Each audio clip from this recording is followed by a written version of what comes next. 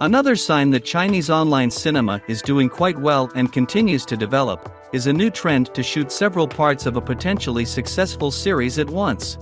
In early 2023, Angels of Vengeance was released as a trilogy, and now it's the turn of the Haunting trilogy, all three films of which are based on books from the very popular in China series Haunted House Stories by a Chinese writer working under the pseudonym 23.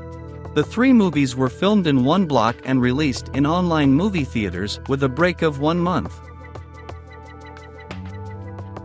As in the first part, The Haunting 2 takes place around small real estate agency, which is managed by a clever trickster Zhang Shua. Flattered by good price, he buys a house, but at the first attempt to rent it happens something strange. The girl who rented it goes crazy, and now her relative, a powerful gangster Barong, and his companion, a cool beauty Xiaowan, are waiting for explanations from Zhang Shua. To figure out what happened, Zhang Shua turns to his friend and partner, the occult expert Qini Hong, but the buddies don't have much time. The first movie of the trilogy, as it happens, was more like an extended prologue. It introduced the characters and placed them in a rather concise and hermetic story. Almost all the action happened inside one supposedly cursed house. In the sequel, the boundaries of this world seem to expand. New characters and locations appear, and it becomes clear why the action takes place not in mainland China but in Thailand. And it's not only because a lot of things are tied to Gong Tao, traditional Thai black magic, but also because this is a world where gangsters and swindlers are still at ease. In China, as we know from the movies, organized crime is afraid to stick their noses out on the street. From a pure genre standpoint, The Haunting was more entertaining and dense, but the sequel also has its merits.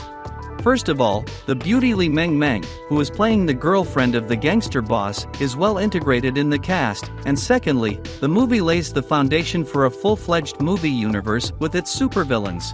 In the course of the case, Qini Hong uncovers a conspiracy, which brings him one step closer to solving the mystery of his parents' death. It certainly doesn't have the scale of Marvel or James Bond franchise, but it's the kind of thing that helps you to get a better feel for this world and these characters. Obviously, it is cheaper to shoot 3 films at once than make them separately, but the authors tried to save money not only by optimizing production. The film has very simple sets, and special effects leave much to be desired, so The Haunting 2 rides solely on the atmospheric camera work and exotics of colorful Thailand.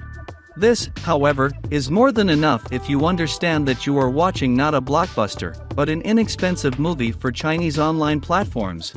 Especially since in this case the merit of the project is not its visuals, but the plot, another story of science and common sense defeating the so-called magic, based on fear and rampant superstition.